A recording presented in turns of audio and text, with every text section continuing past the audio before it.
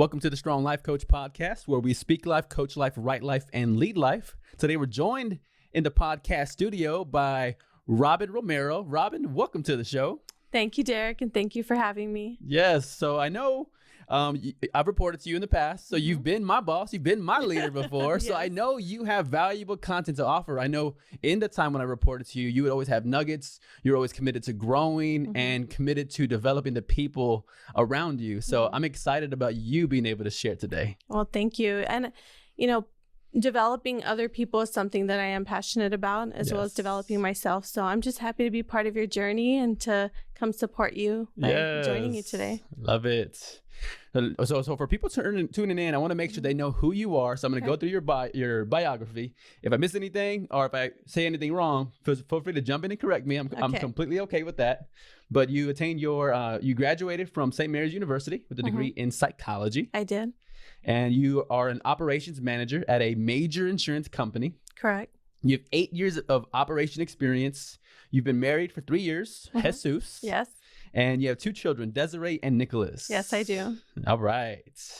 So let's jump into the questions. Okay. I want to ask you, when did you first see yourself as a leader?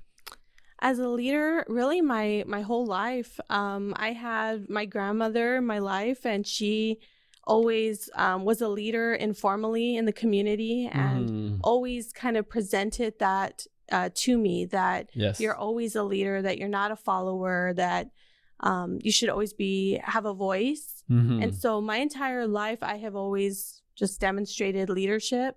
Yes. I've never been afraid to be different from other people or to say something different from other people, and just kind of do what I needed to do to grow. So throughout, it's just been kind of who I am. Being at the place that I'm currently at, that has allowed me to further my leadership and really own it. But it was something that has just always been a part of my growth. So I love how you brought up your grandma, because I think we have these people in our lives that we can see as, oh, this is a normal part of who they are. It's a normal for us, or everybody surely has an example like this. But when we pause and reflect on the people around us, it really is, we can see leadership qualities and traits about them even before, I even knew what those traits were, right? Like there was a time period where I didn't know the word humility, right? Like that wasn't a word that I grew up in a culture talking about, discussing, or trying to embrace. But people around us, like your grandma, began to show you this example. And I love how you're able to even cite back to her and say she was one of those first role models of leadership. Right. And you also talk about being different. Yeah. I mean, that's key for a leader, right? Yes. And not just blending in and doing what everybody else is doing. And that's such a key, I think, leadership point in being able to stand up and stand out at times. Right. If you're just going with the crowd all of the time just to go with the crowd, is that really leadership? Are there moments when you can say, I see where we're going, but let me give you a different perspective so that we're looking at all sides when we're making decisions? That's really leadership. Yes. And I think there's an element of leadership that's questioning the common thinking. Well, everybody's doing this, or we've always done it this way. But as a leader going, well, what if it can be better than it's been? Because we get that phrase, like, if it's not broke, don't fix it, which there's truth in it. But what if it could be better? Right. What if it could be faster? What if it could be more effective and more efficient? Then why don't we try to refine whatever this is? But it takes sometimes someone like yourself, a leader, to identify something like that and not just go along with the crowd. Right. And it's not to be, against the water all the time. You got to go with the current sometimes, but it's also about just being able to distinguish when I need to and when I need to not. And being an effective leader is also knowing how to communicate that message, because you also don't want to get branded as being a negative person. That's right. And just being a stick in the mud to be a stick in the mud. So really the leadership and effective leadership is your ability to distinguish when I should speak up and how should I do it. Wow. I think those are great principles, because it's identifying something. And then you brought up timing. Yes. Key leadership principle. I think that's one of John Maxwell's 21 irrefutable laws of leadership. But then you even talk about delivery, right? So I think those are great principles of timing and delivery, because sometimes you can have the right message to say, but you say it the wrong way, to your point, or you can say it at the wrong time. Right. Because you can deliver the right message in the right way at the wrong time, or the right message at the right time in the wrong way, and it can still be a miss. But I think you captured these great leadership principles there. Yeah, thank you. Now, for you, what is the most rewarding part of being in a leadership role? The most rewarding part is seeing people excel and grow. You know, when I think about my experience, I think about those individuals that have reached the position that they really wanted to, have had the breakthrough that they wanted to.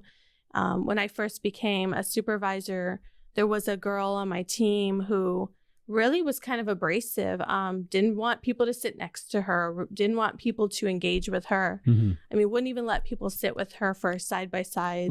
And she applied for a quality position and didn't get it, and was really kind of bummed down. And when I got the feedback at my level, it really was about her abrasiveness and how was she going to be a leader if she's abrasive towards people.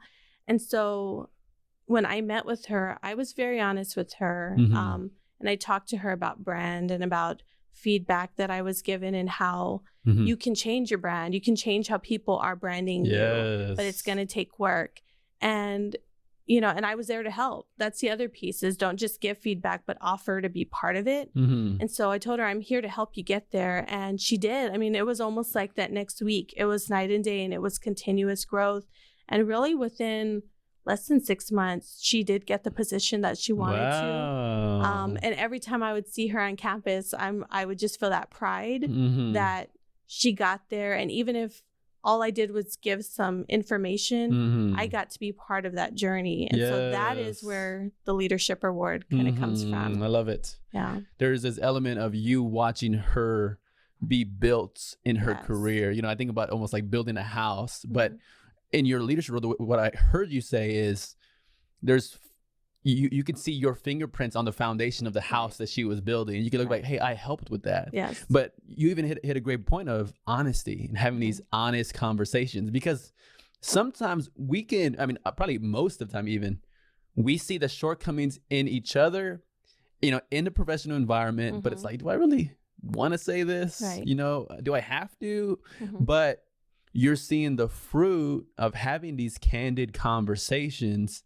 and it being a source of help to somebody flourishing in their career, making more money, being in a more rewarding role, something they were able to achieve a goal because you were having that candid conversation. Yeah. Well, think about, I mean, what a tragedy it would be for her not to reach the position she wanted because someone wasn't courageous enough to tell her. And as a leader, it really is, it's not supposed to be easy. Giving people hard truth is difficult, and that is what leadership is. And so often you see people that are afraid to do it, or they don't have the investment in it. And that's what we should be doing. We should be developing people. Yes. Right. And I never want to be somebody who's like giving into fear, like, because we all feel it. Like I feel hesitant or worried. I mean, you know, we start a podcast and I'm like, okay, I've never done this before. There's fear and worry, but to your point, like, you don't want the fear to control what I do and don't do. Right. Especially in that leadership role, you have this perspective or this insight that's holding her back and blocking her growth. And if I can open her eyes to see, if you could open her eyes to see this block, then the sky's the limit. Right. In having that conversation. Yeah. When it comes to your journey, what unique challenge have you overcome in your leadership journey? So it kind of goes along with my story. You know, I think back, I had been in a leadership role for maybe a few years, and I was trying to apply for another position. And I applied for the position. I thought the interview went great, and then I didn't get it. And when I got the feedback from my leader, one of the pieces of feedback was something that had been branded on me from a few years before that no one had ever told me. So it was like, here's this thing that no one has ever given you feedback on, and we want to hold it against you in the interview. Wow. And it was really hurtful, but it was also kind of liberating, because it's like, okay, now I know what I can fix. And so that was kind of a turning point. I also had a leader that we did not see eye to eye. And I think people think that that can be a bad thing, but I look back at it now and I think that was the best experience I ever had, because I had a leader that worked very differently than I did. Mm-hmm. We did not get along. Uh-oh. There were moments when, and I'm ashamed to say, I would cancel my one-on-ones with them because I'm like, I'm busy. I don't have time to meet with you. And we really hit a turning point with each other where I was thinking of leaving the company. Uh-oh. Because I'm like, you know what? I'm kind of done with this. This is not working out. Sure. You know, she's not meeting me halfway. I'm not willing to meet her halfway. Mm-hmm. Maybe we need to just call this.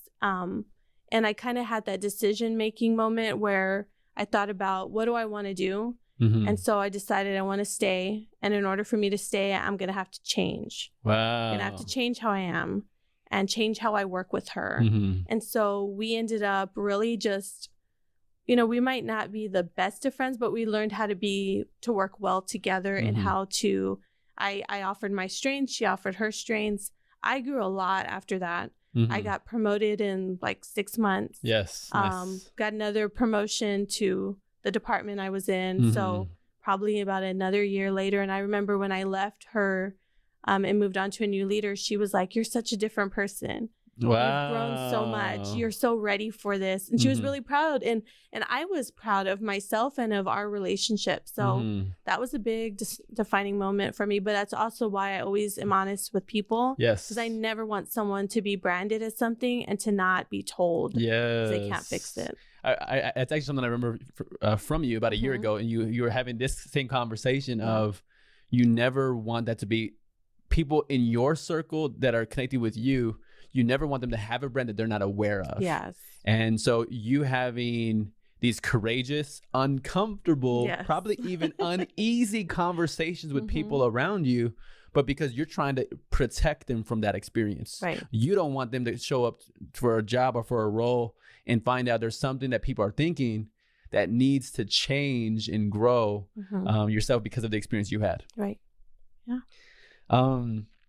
And this might be similar question I have for you here. Actually, I want to go back to something you said. You said there was a brand.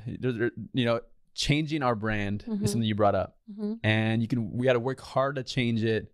And they brought up, you said it was 2 years that you had a certain brand, and nobody had told you about it, but they had thought it. You think about, there's like both sides of that, right? Like I'm thinking about, for people listening, some people are on the side of they're seeing something wrong or off with another person's brand, and we talked about the courageous angle of the person who sees it.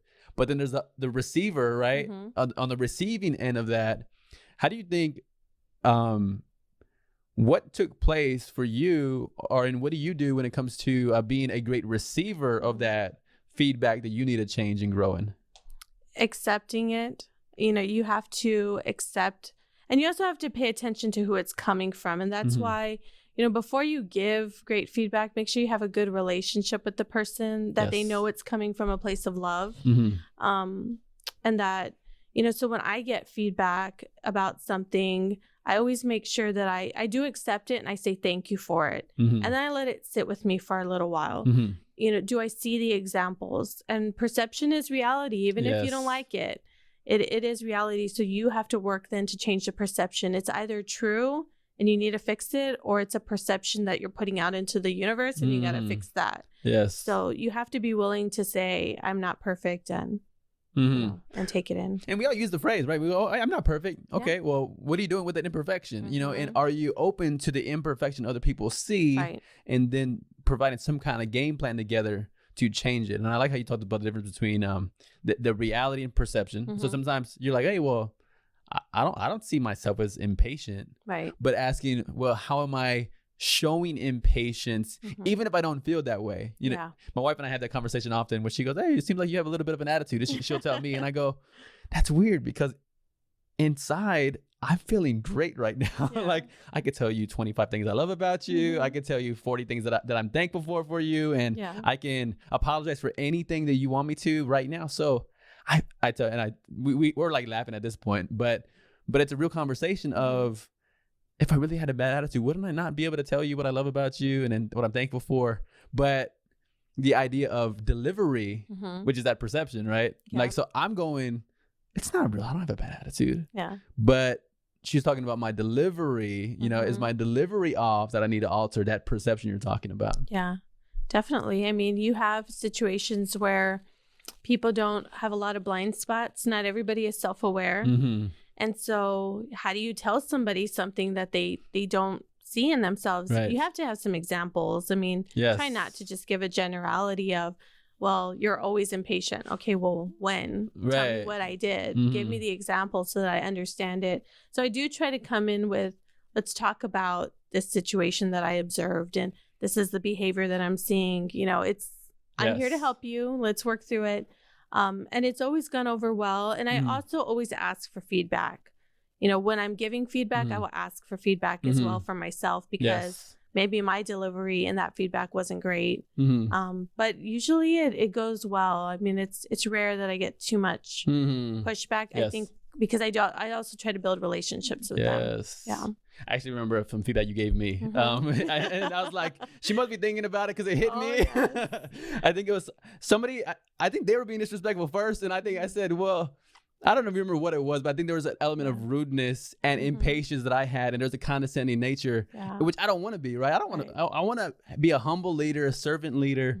But I think their intensity kind of increased and my intensity kind of increased, and you're only hearing my side of it.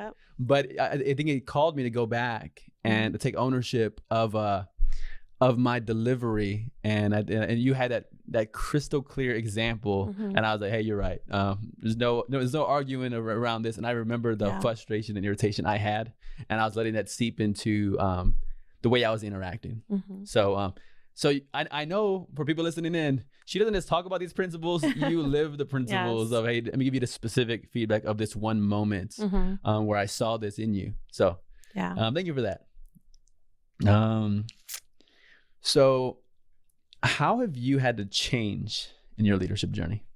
So, you know, the perception. So one of the things that I used to struggle with, and I still somewhat do, but I'm much better than I was, is that, you know, when you have that kind of leadership and you have those opinions, sometimes just saying them without the right timing or the right venue can be, you know, problematic. So I think sometimes I would express an opinion in an environment where I shouldn't have.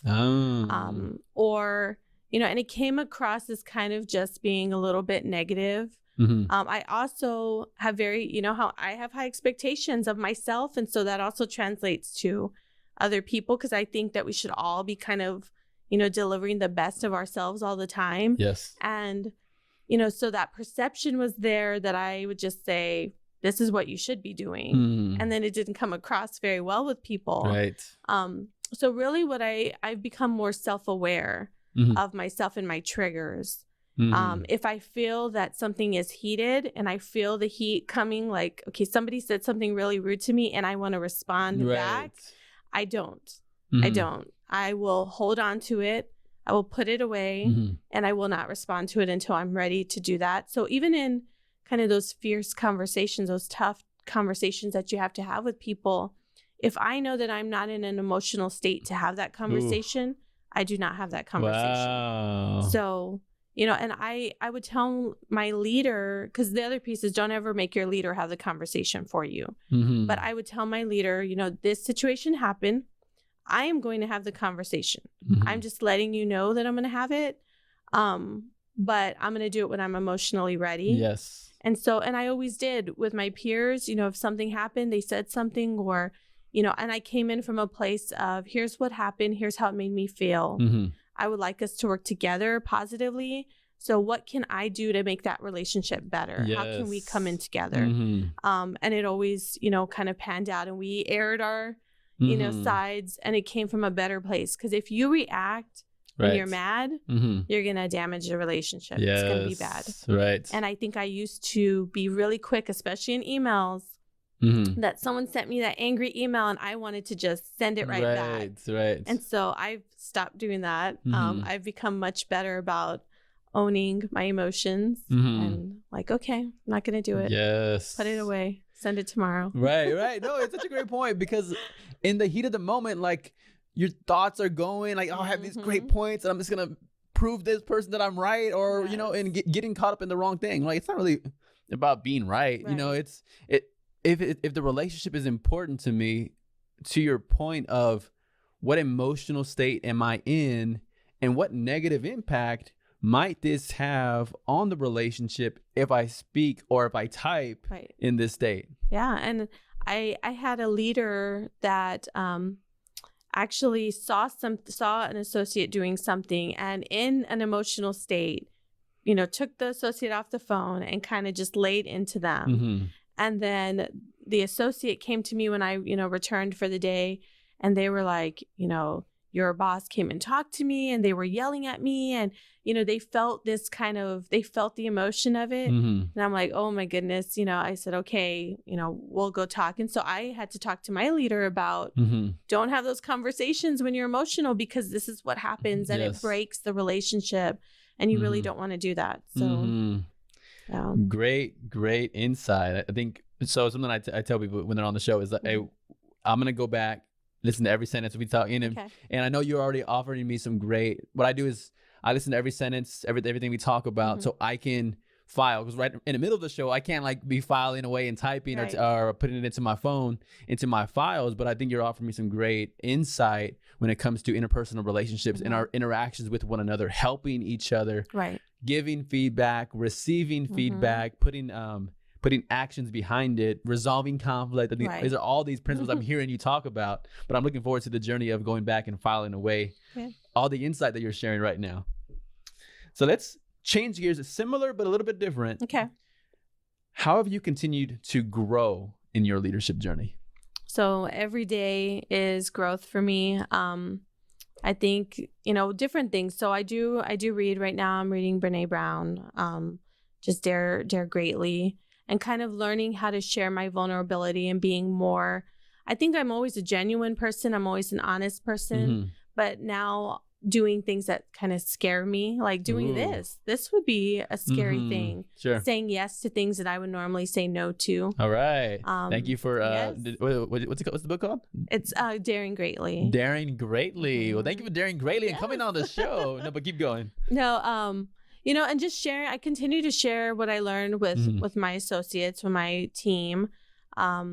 You know, I subscribe to newsletters, I'm reading, I watch podcasts like this to help me grow, because so many people have different experiences, and you can pick up, even if I listen to your podcast and I pick up just one thing from it, that is going to stick with me and make me a better person. So that is really my journey. But this year, my focus has really been on doing things that I would normally say no to. Wow. Last year when I was, you know, working with your department, I was offered a spot at a table for the 10 best workplaces in San Antonio. And I saw the guest list and I saw the names on the list. And for the first moment, I thought, I don't belong at that table. Wow. Because you immediately like, wow, these people at this table, I mean, they're very accomplished. They are senior leaders of our company. Yes. And, you know, I stayed with that for a little bit. And then I thought about, okay, I've got to start saying yes to things. Yes. So I said yes, and it was a great experience. And so now I'm just continuing to do things that make me uncomfortable. Yes. I love it. For people listening in, I think that's a point that they just have to hear. I'm going to say it again, but it's what makes you uncomfortable. Yes. Also, what's something you would normally say no to that if you said yes to could stimulate so much growth in your life. Right. And I think you're right though. New experiences frighten me.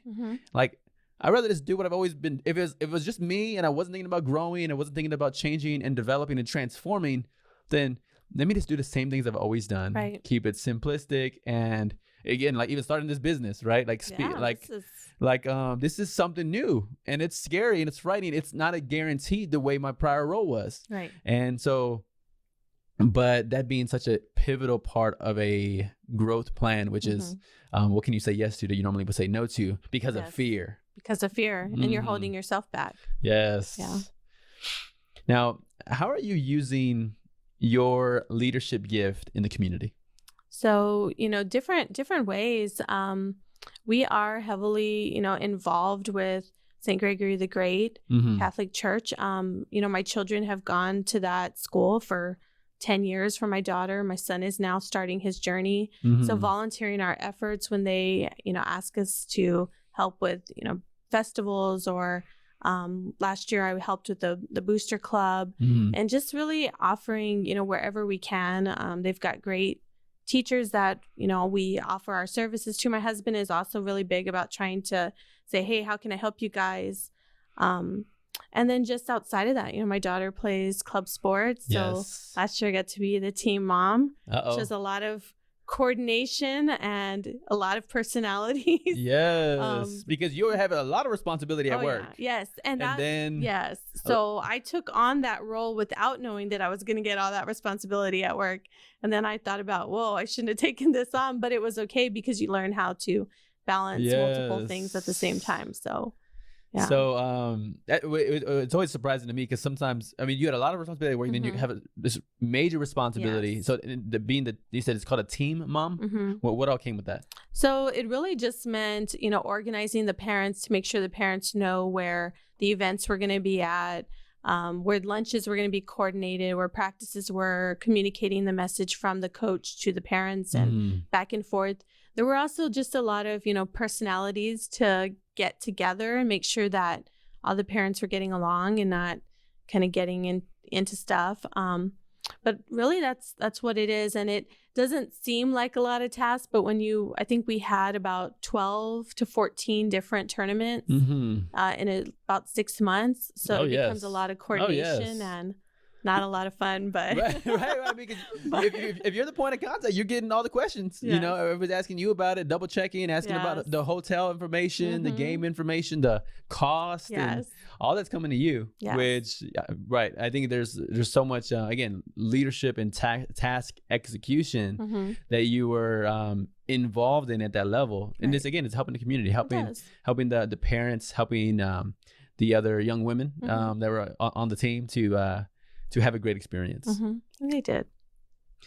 So how do you integrate your family in your leadership role?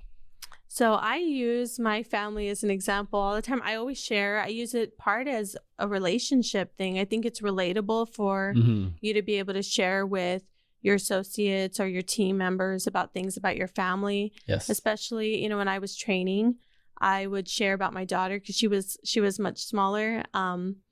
And one class, my very last class that I had about 18 associates in it, and just a really special class. And my daughter came home kind of towards the end of the class, and she shared a story with me. And then I shared it with them at graduation. And the story was, she said, "Mom, did you know that a bee's body is too heavy for the wings for it to actually be able to fly?" And I said, "Well, how does it fly? Because we all know they do." And she said, "Because nobody told the bees they couldn't fly." Oof. Yeah. Yes.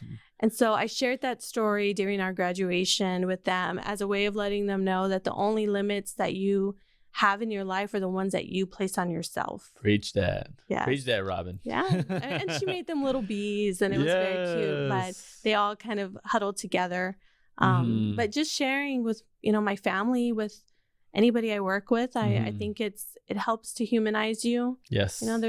There's business, but you're also a human being, and they need to know that. Yes. So. I can see it being one of those areas where you're maximizing the insights that you're experiencing with your children, with your family, but then you're not just hearing and having this special moment, but now I'm going to create 18 other special moments with those 18 associates that were in your training class so that they're able to hear this lesson. It's a great lesson, It is. A great lesson of what internal roadblocks am I putting in front of myself? What self-limiting beliefs do I have? Like, am I calling myself stupid? Am I calling myself trash? Am I calling myself worthless? And some of these fundamental ways that we think about us can be our biggest roadblocks to our own success. Right. So many people in an entry-level role just see themselves as an entry-level person. They don't see the leadership because they don't have the title. Right. And so, I really tried to get them to see that you can be anything.